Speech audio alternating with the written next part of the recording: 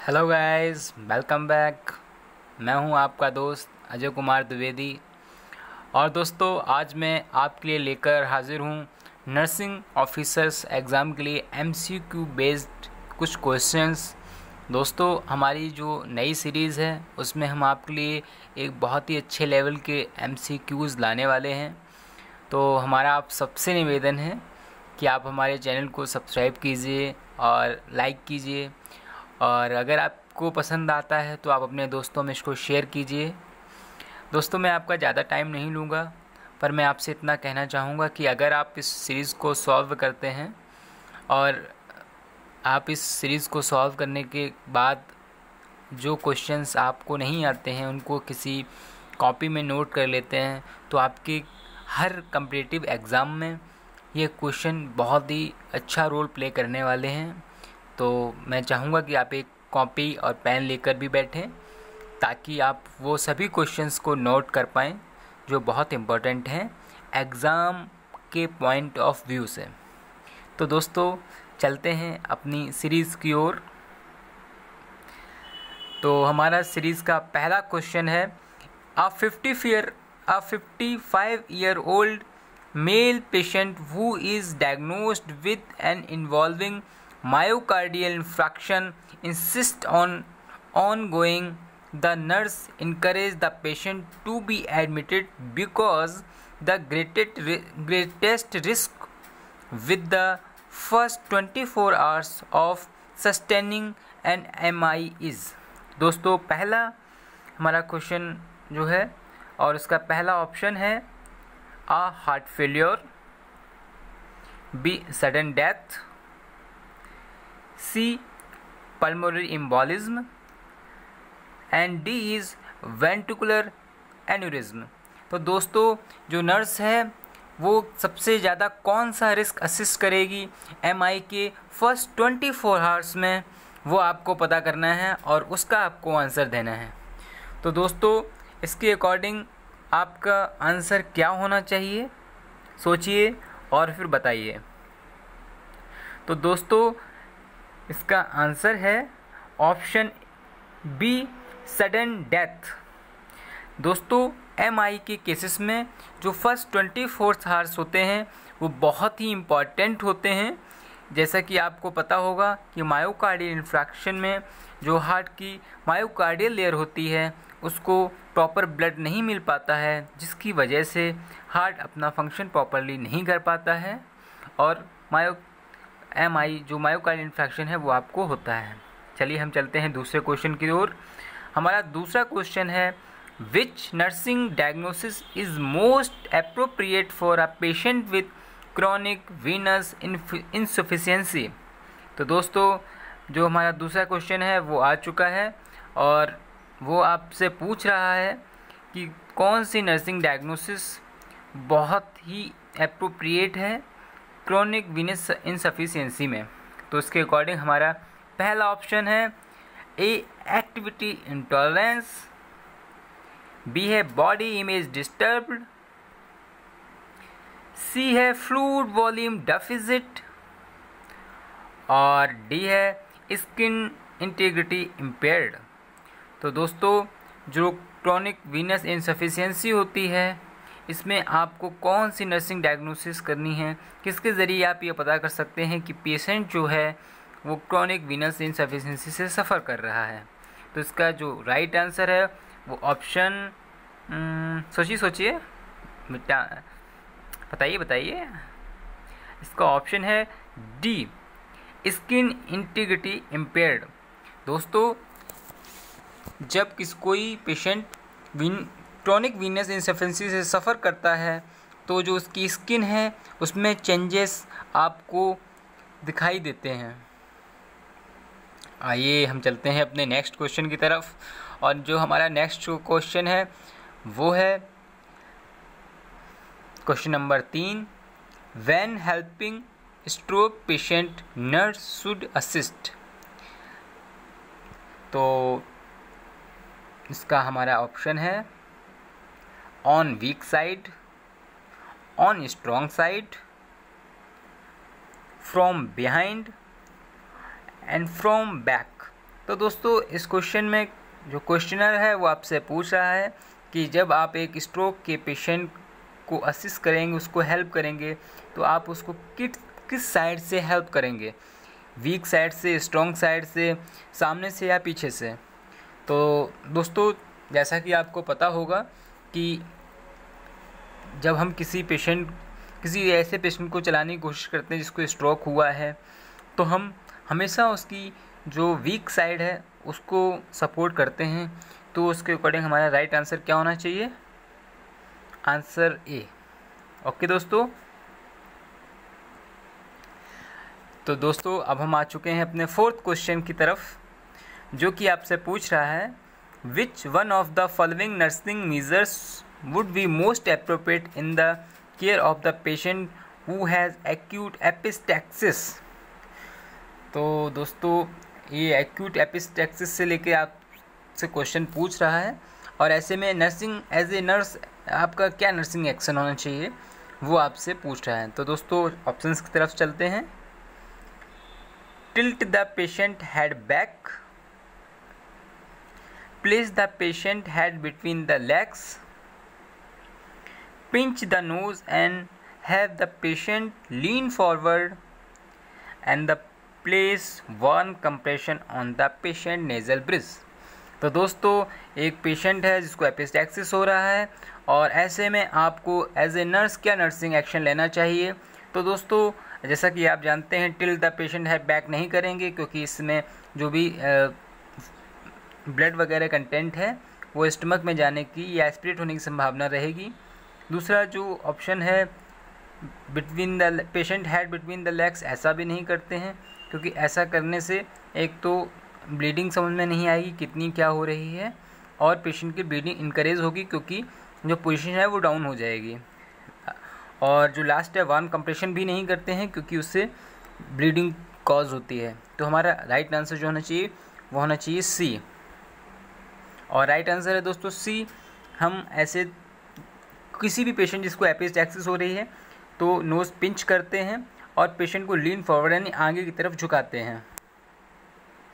आइए दोस्तों पांचवें क्वेश्चन की तरफ चलते हैं, और पांचवा क्वेश्चन हमसे कह रहा है which of the following actions would learn take first when caring a patient experience a cardiac arrest. एक पेशेंट है जिसको कार्डियक अरेस्ट की संभावना है, तो पेशेंट को कौन कौन से एक्शंस हम ले सकते हैं? पहले initiate cardiac monitoring, provide intravenous access, establish an open airway, obtain pulse oximetry reading. तो दोस्तों हम इसमें कार्डियक मॉनिटरिंग भी कर सकते हैं, आईवी लाइन भी लगा सकते हैं, एयरवे भी हम लोग ओपन इस्टेब्लिश कर सकते हैं, और ऑक्सीमेट्री से रीडिंग भी ले सकते हैं। तो लेकिन इसमें प्रायोरिटी किसको देंगे, सबसे ज़्यादा प्राथमिकता किस आंसर को देंगे, और किस के अकॉर्डिंग हम लोग सबसे पहले प्रायोरिटी मेंटेन करेंगे। तो इसके लिए मॉनिटरिंग भी इम्पॉर्टेंट है, आईवी लाइन भी इम्पॉर्टेंट है, पर सबसे ज़्यादा क्या इम्पॉर्टेंट है, तो वो मेरे हिसाब से बेटा सी होना चाहिए। जी हाँ दोस्तों, बिल्कुल सही आंसर सी। सबसे पहले हम एयरवे मेंटेन करेंगे। दोस्तों अब हम आ चुके हैं अपने क्वेश्चन नंबर 6 की तरफ। तो वो क्या कहता है, when caring for a patient who has intermittent claudication nurse advise the patient to. एक पेशेंट है जिसको इंटरमिटेड क्लाउडिकेशन हो रहा है, और ऐसे में जो एक नर्स है उसको क्या एडवाइस करना चाहिए पेशेंट को। तो चलिए ऑप्शंस देख लेते हैं। Applying graduated compression stockings, elevated the legs when sitting, refrain from vigorous exercise, walking as much as tolerated. दोस्तों इसमें हम एक्सरसाइज भी पेशेंट को करने के लिए बोलते हैं, वॉकिंग करने के लिए बोलते हैं, एलिवेटेड द लेग्स नहीं बोलते हैं, क्योंकि पेशेंट जो है वो इंटरमीडिएट क्लाउडिकेशन है, यानी जो ब्लड सप्लाई है वो इम्प्रॉपर है।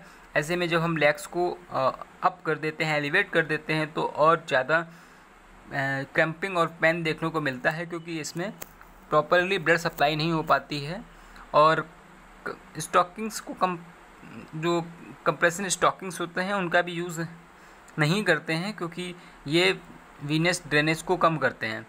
और इसके अकॉर्डिंग मेरा जो आंसर है वो होना चाहिए option D, walking as much as tolerated. क्योंकि जब आप ज़्यादा से ज़्यादा चलेंगे तो आपकी जो आर्टरीज और वेन्स होंगी वो डायलेटेड होंगी, और डायलेटेड होंगी तो उनमें ब्लड सप्लाई ज़्यादा होगी और आपकी क्लाउडिकेशन भी कम हो जाएगी। तो देखते हो कि आंसर क्या है इसका। आंसर डी दोस्तों, walking as much as tolerated. तो दोस्तों अब हम आ चुके हैं अपने 7वें आंसर की क्वेश्चन की तरफ। 7वां क्वेश्चन हमसे क्या कहता है, a lethargic patient has fever, vomiting, fantastic and the nurse has to prepare him for which one of the following procedure. एक पेशेंट है जो लेथार्जिक है, फीवर है, वॉमिटिंग है, तो ऐसे में नर्स क्या प्रोसीजर करेगी या किस प्रोसीजर के लिए इसको प्रिपेयर करेगी। तो ऑप्शन देख लेते हैं कौन कौन से लिए। ब्लड कल्चर के लिए, लंबर पंचर के लिए, सीटी स्कैन के लिए और यूएसजी के लिए। तो दोस्तों यूएसजी की संभावना कम है, क्योंकि यहाँ पे एब्डोमिनल पेन्स देखने को नहीं मिल रहा है और ऐसी कोई कंडीशन नहीं मिल रही जिसमें यूएसजी कराया जाए। सीटी स्कैन में भी एक बार कराया जा सकता है, क्योंकि पेशेंट फीवर से संबंधित है, तो मे बी ये चेक करने के लिए कि कहीं मेनिंजाइटिस वगैरह तो नहीं, तो एक बार सीटी स्कैन कराया जा सकता है। लंबर पंक्चर भी कराया जा सकता है, क्योंकि फीवर की हिस्ट्री, वॉमिटिंग है और पेशेंट लेथार्जिक है। ब्लड कल्चर भी कराया जा सकता है। तो लेकिन इसमें सबसे ज़्यादा प्रायोरिटी किसको देंगे और किस डिसीज़ की तरफ ये इशारा कर रहा है उसकी तरफ हम चलते हैं। तो इसका जो राइट आंसर है वो होना चाहिए लंबर पंक्चर, क्योंकि यह जो कंडीशंस है वो मेनिंजाइटिस को शो कर रही है। कराने के लिए हम मेनिंजाइटिस में सीटी स्कैन भी कराते हैं और ब्लड कल्चर भी कराते हैं, लेकिन जो फर्स्ट प्रायोरिटी है वो लंबर पंक्चर को देंगे, क्योंकि इससे कन्फर्मेटरी डायग्नोसिस है ये मेनिंजाइटिस की। तो आंसर एक बार देख लेते हैं क्या है। Answer B, lumbar puncture. तो दोस्तों 7वां क्वेश्चन कंप्लीट हुआ। विच कंडीशंस प्लेस सी पर patient with cardiac illness and at increase risk of sudden death. वो कौन सी कार्डियक कंडीशन है जो सडन डेथ के रिस्क को इंक्रीज करती है। तो ऑप्शंस देख लेते हैं। डिप्रेशन, एंजाइटी, बुलिमिया और चेस्ट पेन। दोस्तों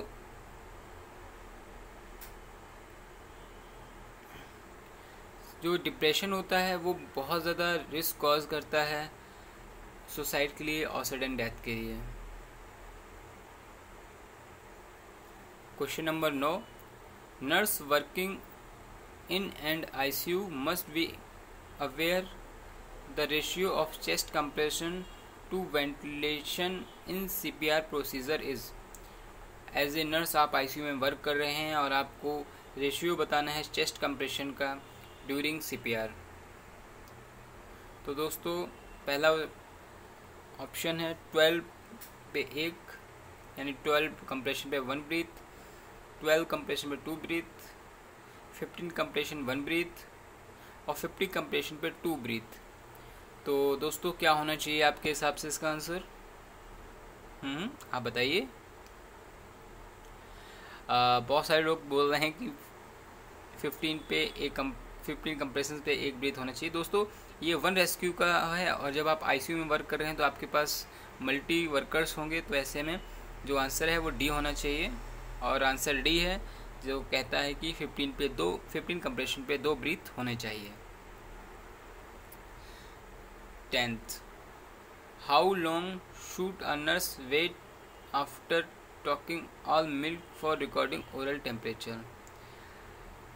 दोस्तों ये ओरल टेम्परेचर से रिगार्डिंग एक क्वेश्चन है जो आपसे पूछ रहा है कि एक पेशेंट ने मिल्क लिया है, और मिल्क लिया मतलब वार्म मिल्क होगा, ऐसे में कितनी देर बाद आपको ओरल टेम्परेचर रिकॉर्ड करना है। तो उसका पहला आंसर है 5 to 10 मिनट, सेकेंड ऑप्शन है 10 to 20 मिनट्स, सी ऑप्शन है 20 to 30 मिनट और डी ऑप्शन है 30 to 40 मिनट्स। तो दोस्तों क्या आंसर हो सकता है? 5 से 10 हो सकता है, या 10 से 20, 20 से 30, या 30 से 40। दोस्तों इसमें राइट आंसर होना चाहिए ऑप्शन बी 10 to 20 मिनट्स, क्योंकि 5 मिनट से 10 मिनट के बीच में जो टेम्परेचर है वो एलिवेटेड होके आएगा, और 20 से 30 बहुत ज़्यादा लॉन्ग टाइम हो जाएगा। जो एक्यूरेट टाइम है वो 10 to 20 मिनट्स होना चाहिए, तो ऑप्शन बी होना चाहिए। देखते हैं आंसर क्या है, और answer B 10 to 20 minutes. Question number 11, nurse giving oxygen therapy should know that it has to be humidified because. तो दोस्तों ये क्वेश्चन नंबर 11 है, और ये आपसे पूछ रहा है कि एक नर्स है जो ऑक्सीजन थेरेपी एक पेशेंट को प्रोवाइड कर रही है, और क्वेश्चन ये जानना चाहता है कि एज ए नर्स आप ह्यूमिडिफाइड क्यों ऑक्सीजन देते हैं किसी पेशेंट को। तो ऑप्शन देख लेते हैं क्यों देते हैं। पहला क्वेश्चन आंसर ऑप्शन है oxygen is a hot air and it may burn trachea. क्या ऑक्सीजन एक हॉट एयर है और ये ट्रैकिया को बर्न करेगी? चलिए दूसरा भी देख लेते हैं फिर। Oxygen is a dry gas and thickens the mucus. क्या ऑक्सीजन एक ड्राई गैस है जो कि म्यूकस को थिक करती है? Oxygen gas clean the pathogens by humidifier. क्या ह्यूमिडिफायर ऑक्सीजन गैस के जो पैथोजेंस हैं उनको क्लीन करती है, उनको किल करती है? Oxygen is easily absorb because humidification add it H ions to it. तो दोस्तों इसमें मल्टीपल आंसर्स हैं जो आपको कंफ्यूज कर रहे होंगे कि आखिर क्या होना चाहिए। देखो दोस्तों, ना तो ऑक्सीजन जो है वो हॉट एयर होती है और ना ही ये ट्रैकिया को बर्न करती है। जो ऑप्शन सी है ऑक्सीजन गैस क्लीन पैथोजेंस, कोई भी ह्यूमिडिफायर किसी भी पैथोजेंस को नहीं किल करते हैं, और oxygen is easily absorb because of humidification H ions. ये एक बार हो सकता है। Oxygen is a dry gas and thickens the mucus. तो दोस्तों ऑक्सीजन ड्राई गैस होती है और ये म्यूकस को थिकन्स भी करती है, तो हमारे हिसाब से आंसर होना चाहिए ऑप्शन बी। तो आइए देख लेते हैं क्या है। बिल्कुल सही, option B is the right answer. और आ गए हम लोग अपने 12वें क्वेश्चन के ऊपर। Maternal death rate is expressed death per. ये मैटरनल डेथ रेट पूछ रहा है, तो मैटरनल डेथ रेट कैसे एक्सप्रेस्ड करते हैं हम देख लेते हैं। Option A 100 live birth, A B 100 pregnancy, C 1 lakh live birth, और डी है 10,000 ऑफ प्रेगनेंसी। तो दोस्तों इसका क्या आंसर होना चाहिए आपके हिसाब से? सोचिए फिर बताइए। तो दोस्तों इसका जो राइट आंसर है वो आंसर सी है। 1 लाख लाइव बर्थ पे हम लोग मैटरनल डेथ रेट को एक्सप्रेस करते हैं। तो आइए हम नेक्स्ट क्वेश्चन की तरफ चलते हैं। Which type of solution cause water to the shift from cell to plasma. किस टाइप का सोल्यूशन कॉज करेगा वाटर शिफ्टिंग इंट्रासेल्युलर से एक्स्ट्रा सेल्युलर में? तो क्वेश्चन ये है और इसके ऑप्शंस हैं A alkaline, B hypotonic, C hypotonic तो सेम हो गया, और डी है हाइपरटोनिक। तो दोस्तों एल्कलाइन का इंट्रासेलुलर और एक्स्ट्रा सेलुलर से कोई कनेक्शन होता नहीं है, और हाइपोटोनिन जो सॉल्यूशंस होते हैं वो शिफ्ट कर नहीं सकते कि उनकी वैल्यू पहले ही लो है। तो आंसर इसका डी सही होना चाहिए। बिल्कुल सही, हाइपरटोनिक। जो हाइपरटोनिक सॉल्यूशंस होते हैं वो वाटर को शिफ्ट करते हैं इंट्रा सेलुलर से एक्स्ट्रा सेलुलर में। यही रीज़न है कि जितने भी हाइपरटोनिक सॉल्यूशंस होते हैं वो हम लोग बर्न और डिहाइड्रेशन जैसी कंडीशंस में देते हैं। How much oxygen on nurse should give a patient with chronic respiratory failure. तो दोस्तों नया क्वेश्चन है और ये पूछ रहा है कि कितनी मात्रा में ऑक्सीजन देनी है एक क्रॉनिक रेस्पिरेटरी फेलियर के पेशेंट को। तो आपको पता होना चाहिए कि हम किस मरीज को कितनी ऑक्सीजन देंगे और किस टेक्निक से देंगे। तो आइए उसके ऑप्शंस देख लेते हैं। हमारा पहला ऑप्शन है 1 litre per minute with nasal prongs. B option है 2 litre per minute with nasal mask. C 10 litre per minute with nasal mask और 12 litre per minute with nasal prongs. तो दोस्तों 1 लीटर विद नेजल प्रोंग्स बहुत कम हो जाएगा क्योंकि patient पहले से रेस्पिरेटरी फेल्योर में है, और 10 litre per minute with nasal mask नहीं यूज़ कर सकते हैं क्योंकि नेजल मास्क की जो कैपेसिटी होती है वो 2 to 4 लीटर तक की होती है, और 12 लीटर नेजल मास्क भी नहीं दे सकते हैं कि जो नेजल प्रोंग्स होते हैं वो 12 लीटर की कैपेसिटी नहीं रखते हैं। अब इसका ऑप्शन राइट आंसर होना चाहिए 2 litre per minute with nasal mask, यानी ऑप्शन बी। तो देख लेते हैं क्या आंसर है। बिल्कुल सही आंसर बी इज राइट।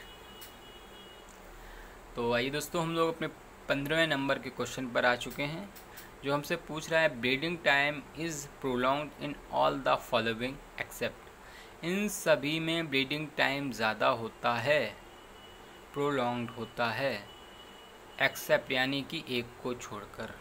अब वो एक कौन सा है वो आपको पता करना है और बताना है। तो ऑप्शन देख लेते हैं। First viper white, idiopathic thrombocytopenia, haemophilia A, von Willebrand disease. तो दोस्तों वाइपर वाइट में ब्लीडिंग टाइम इंक्रीज़ हो जाता है, थ्रोम्बोसाइटोपेनिया में प्लेटलेट्स कम हो जाते हैं तो उसमें इंक्रीज़ हो जाता है। वॉन विल्ब्रॉड डिजीज़ इसमें भी दोस्तों जो ब्लीडिंग टाइम है वो इंक्रीज़ हो जाता है। हीमोफीलिया ए, तो दोस्तों हीमोफीलिया 2 प्रकार की होती है, haemophilia A and haemophilia B. तो हीमोफीलिया ए जो होती है उसमें ब्लीडिंग टाइम कंट्रोल में रहता है, यानी ऑप्शन सी सही होना चाहिए। देखते हैं क्या है आंसर, सी हीमोफीलिया ए। तो दोस्तों हमारा आंसर है हीमोफीलिया ए। और हम चलते हैं नेक्स्ट क्वेश्चन की तरफ। नेक्स्ट क्वेश्चन हमारा क्या कहता है, नेक्स्ट क्वेश्चन कहता है which type of solution cause water to shift from cell to plasma. दोस्तों एक क्वेश्चन रिपीट हो गया है और पहले भी मैं आपको इसका आंसर दे चुका हूँ, तो इसमें देख लेते हैं क्या क्या ऑप्शन हैं और क्या क्या आंसर हैं। Alkaline, isotonic, hypotonic, hypertonic. तो पहले मैं बता चुका हूँ कि हाइपोटोनिक इसकी वैल्यू पहले कम है, एल्कलाइन में का कोई सीन नहीं है क्योंकि एल्कलाइन पीएच को शो करता है, आइसोटोनिक भी पॉसिबल नहीं है, और इसका सही आंसर होना चाहिए हाइपरटोनिक। तो option D is right answer. तो नेक्स्ट क्वेश्चन की तरफ हम आ गए हैं। नेक्स्ट क्वेश्चन हमारा है a nurse is caring for a patient with swine flu and she has to give the drug of choice of swine flu it is. यानी दोस्तों क्वेश्चन में क्वेश्चनायर आपसे पूछ रहा है कि एक नर्स है जो एक पेशेंट की केयर कर रही है और जो पेशेंट है वो स्वाइन फ्लू डिजीज़ का है, ऐसे में drug of choice swine flu क्या होगी। तो दोस्तों स्वाइन फ्लू एक बीमारी होती है, H1N1 के नाम से फेमस है। तो इसमें क्या क्या हो सकता है, ऑप्शन ए एसाइक्लोविर, एडोफीवर, सिडोफीवर और ओसेल्टामिविर। तो दोस्तों एसाइक्लोविर एंटीवायरल, ये सभी दवाइयाँ एंटीवायरल हैं। तो इसमें कौन सी जो ड्रग ऑफ चॉइस है वो होती है स्वाइन फ्लू। तो दोस्तों स्वाइन फ्लू की ड्रग ऑफ चॉइस होती है ओसेल्टामिविर। बहुत बार ये क्वेश्चन रिपीट हो चुका है और इसका आंसर ऑप्शन डी होना चाहिए। तो आंसर डी इज़ राइट। दोस्तों हम अपने नेक्स्ट क्वेश्चन की तरफ हैं और लास्ट में चल रहे हैं। तो हमारा जो लास्ट का क्वेश्चन है वो है A nurse is taking care of a patient with the DVT and she must be aware that venous emboli will be loaded in। तो दोस्तों एक पेशेंट है जो DVT यानी डीप वेन थ्रोम्बोसिस से सफ़र कर रहा है। एज ए नर्स आपको पता होना चाहिए कि जो वीनस एम्बोलाई है वो किस ऑर्गन के लिए हार्मफुल है, या किस ऑर्गन पे जाके इफ़ेक्ट करेगा। तो पहला ऑप्शन है हार्ट, दूसरा लंग्स, तीसरा किडनी और चौथा लीवर। तो दोस्तों जो डीवीटी के पेशेंट का एम्बोलाई होता है वो हार्ट में जाता है पर उतना इफ़ेक्ट नहीं दिखा पाता है अपना। किडनी में भी उतना इफेक्ट नहीं जाएगा क्योंकि उससे पहले उसको लंग्स से गुजरना होगा। और डी है लीवर। लीवर का इसमें कोई ऑप्शन नहीं है तो लीवर हटाते हैं। अब बचे हार्ट, लंग्स, किडनी। और किडनी भी हटाते हैं क्योंकि उससे पहले लंग्स आएगा। और हार्ट और लंग्स में से जो डीवीटी का कॉज होगा, डीप वेन थ्रोम्बोसिस का, वो लंग्स में जाएगा क्योंकि जब हमारा राइट एट्रियम डिपोलराइजेशन होगा तो जो एम्बोलाई है वो मूव करेगा लंग्स की तरफ। तो आंसर होना चाहिए बी। देखते हैं क्या है, answer B is the right. तो दोस्तों डीवीटी के केस में जो एम्बोलाई है वो लंग्स पे इफ़ेक्ट डालेगा। 19 नंबर का क्वेश्चन हमारा है, all of the following are complication of twin pregnancy except, यानी सभी इनमें से सभी कॉम्प्लिकेशन वो ट्विन प्रेगनेंसीज के हैं, एक को छोड़कर सभी जो कॉम्प्लिकेशन हैं वो ट्विन प्रेगनेंसी के हैं। तो क्या क्या है देख लेते हैं। A abortion, post maturity, low birth weight and glomerulonephritis. तो पोस्ट मैच्योरिटी ट्विंस प्रेगनेंसी में पॉसिबल है अबॉर्शन थोड़ा मुश्किल है। लो बर्थ वेट हो सकते हैं क्योंकि डबल प्रेगनेंसी है तो जाहिर सी बात है बेबीज़ का वेट कम होगा। ग्लोमेरुलनेफ्राइटिस की संभावना भी है, पर राइट आंसर क्या होना चाहिए इनमें से? तो जो राइट आंसर है वो होना चाहिए option A, abortion. Right, option A is the right answer. All are the following are complications of twin pregnancy. सभी इनमें से सभी जो कॉम्प्लिकेशन वो ट्विन प्रेगनेंसीज के हैं, सिर्फ ए को छोड़कर, यानी अबॉर्शन ट्विन प्रेगनेंसी में कम देखने को मिलता है। And 20, a nurse must be aware that eating mine's alone में लीड्स ऑन टू। एक नर्स है जो इस बात से जागरूक है कि अगर कोई व्यक्ति केवल माइज यानी मक्का को खाता है तो उसे कौन सी बीमारी हो सकती है। यानी ये न्यूट्रिशन का क्वेश्चन है और ये विटामिन डेफिशिएंसी आपसे पूछना चाहता है कि किस विटामिन डेफिशिएंसी से कौन सी डिजीज़ हो सकती है और केवल माइज खाने से कौन सी बीमारी हो सकती है। तो आइए देख लेते हैं ऑप्शंस। बेरी जो होती है वो विटामिन B1 यानी थायमिन की वजह से होती है। पेलेग्रा, स्कर्वी विटामिन C की वजह से होता है। और फाइलोडर्मा जो होता है वो विटामिन B6 की वजह से होता है। तो इसका जो आंसर है वो होना चाहिए ऑप्शन बी, पेलेग्रा। राइट। तो दोस्तों जिसका राइट आंसर है वो पेलेग्रा है। और अब हमारा ये लास्ट क्वेश्चन था इस सीरीज़ का। उम्मीद है आपको क्वेश्चन का लेवल बहुत पसंद आया होगा, उसका एक्सप्लेनेशन बहुत पसंद आया होगा और आपको हमारी ये सीरीज़ भी बहुत अच्छी लगेगी। बस हमारा आपसे इतना ही रिक्वेस्ट है, इतना ही निवेदन है कि आप हमारे चैनल को लाइक कीजिए, सब्सक्राइब कीजिए और अपने सभी दोस्तों को शेयर कीजिए। हम आपके लिए टाइम पर इस तरह के वीडियोज़ लाते रहते हैं और हमारी पूरी कोशिश है कि हम आपको एक अच्छे लेवल के क्वेश्चंस लेकर आएँ जो कि आपकी नॉलेज को न सिर्फ इम्प्रूव करें बल्कि आपकी कंपटीशन में भी हेल्प करें। तो दोस्तों आपका बहुत बहुत शुक्रिया हमारे क्वेश्चंस को देखने के लिए। उम्मीद है आपका दिन शुभ हो। थैंक यू, धन्यवाद दोस्तों।